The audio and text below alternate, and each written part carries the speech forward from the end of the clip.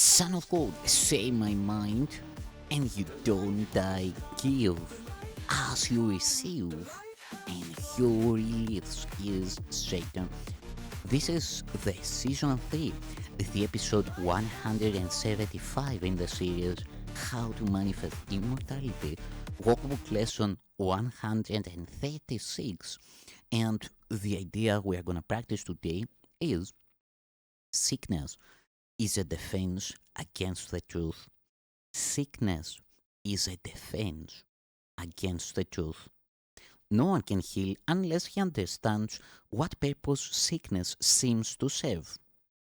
For then he understands as well its purpose has no meaning, being causeless, and without a meaningful intent of any kind, it cannot be at all. When this is seen, healing is automatic. It dispels this meaningless illusion by the same approach that carries all of them to truth and merely leaves them there to disappear. Sickness is not an accident. Like all defenses, it is an insane device for self-deception. And like all the rest, its purpose is to hide reality, attack it, change it, render it inept, distort it, twist it, or reduce it to a little pile of unassembled parts. The aim of all defenses is to keep the truth from being whole. The parts are seen as if each one were whole within itself. The parts are seen as if each one were whole within itself. Defenses are not unintentional, nor are they made without awareness. They are secret magic wands you wave when truth appears to threaten what you believe. They seem to be unconscious, but because of the rapidity with which you choose to use them. In that second, even less in which the choice is made, you recognize exactly what you would attempt to do and then proceed to think that it is done. Who but yourself evaluate a threat, decides escape is necessary, and sets up a series of defenses to reduce the threat that has been judged as real? All this cannot be done unconsciously, but afterwards, your plan requires that you must forget you made it, so it seems to be external to your own intent, a happening beyond your state of mind, an outcome with a real effect on you instead of one affected by yourself. It is this quick forgetting of the part you play in making your reality that makes defenses seem to be beyond your own control. But what you have forgot can be remembered, given willingness to reconsider the decision which is doubly shielded by oblivion. Your not remembering is but the sign that this decision still remains in force as far as your desires are concerned. Mistake not this for fact. Defenses must make facts unrecognizable.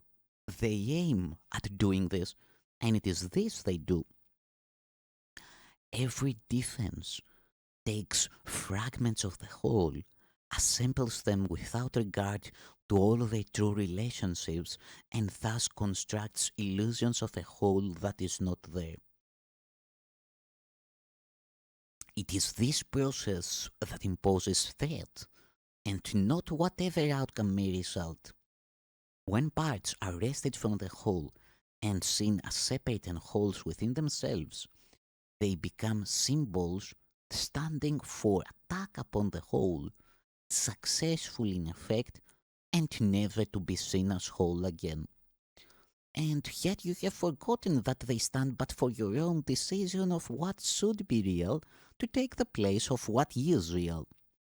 Sickness is a decision.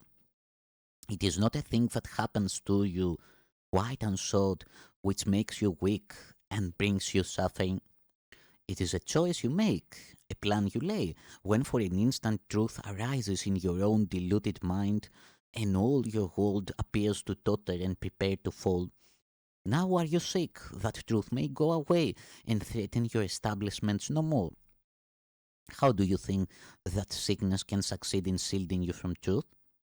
because it proves the body is not separate from you, and so you must be separate from the truth. You suffer pain because the body does, and in this pain are you made one with it. Thus is your true identity preserved, and the strange, haunting thought that you might be something beyond this little pile of dust silenced and stilled. For see, this dust can make you suffer, twist your limbs, and stop your heart, commanding you to die and cease to be. Thus is the body stronger than the truth, which asks you live, but cannot overcome your choice to die. And so the body is more powerful than everlasting life, heaven more frail than hell, and God's design for the salvation of His Son opposed by a decision stronger than His will. His Son is dust, the Father incomplete, and chaos sits in triumph on His throne. Such is your planning for your own defense, and you believe that heaven quails before such mad attacks as this, with God made blind by your illusions, truth turned into lies, and all the universe made slave to laws which your defenses would impose on it. Yet, who believes illusions but the one who made them up? Who else can see them and react to them as if they were the truth? God knows not of your plans to change His will. The universe remains unheeding of the laws by which you thought to govern it.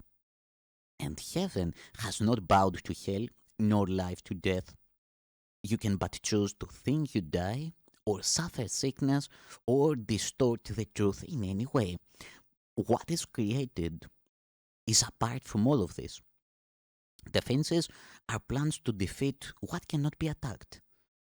What is unalterable cannot change, and what is wholly sinless cannot sin.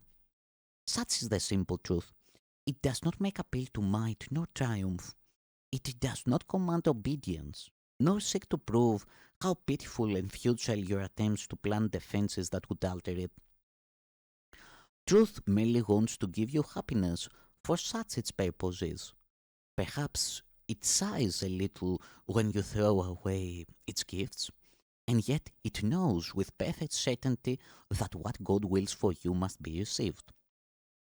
It is this fact that demonstrates that time is an illusion, for time lets you think what God has given you is not the truth right now, as it must be.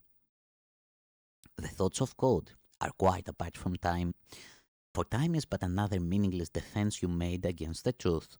Yet, what He wills is there, and you remain as He created you.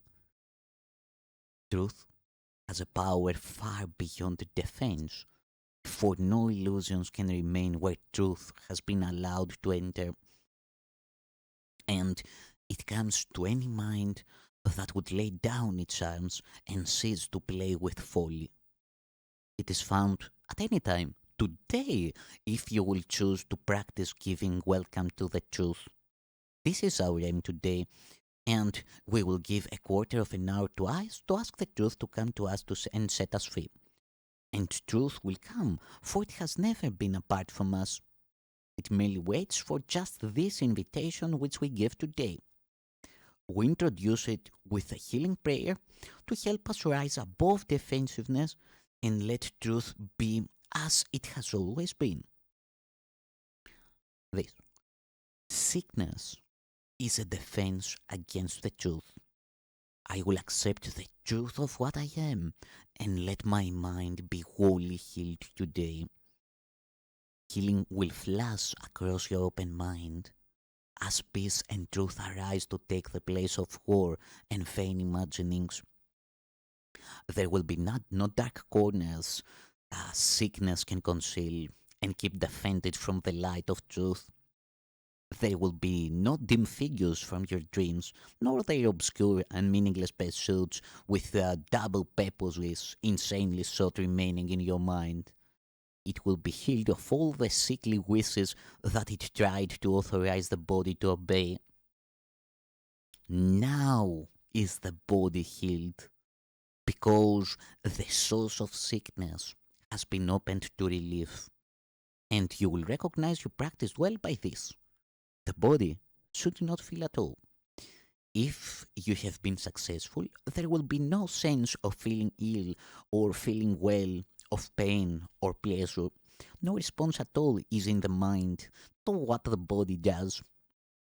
Its usefulness remains and nothing more. Perhaps you do not realize that this removes the limits you had placed upon the body by the purposes you gave it. As these are laid aside, the strength the body has will always be enough to serve all truly useful purposes. The body's health is fully guaranteed because it is not limited by time, by weather or fatigue, by food and drink, or any laws you made it serve before. You need do nothing now to make it well, for sickness has become impossible. Yet, this protection needs to be preserved by careful watching. If you let your mind harbor attack thoughts, yield to judgment, or make plans against uncertainties to come, you have again misplaced yourself and made a bodily identity which will attack the body, for the mind is sick. Give instant remedy should this occur by not allowing your defensiveness to hurt you longer. Do not be confused about what must be healed, but tell yourself, I have forgotten what I am, for I mistook the body for myself. Sickness is a defense against the truth, but I am not a body, and my mind cannot attack, so I cannot be sick.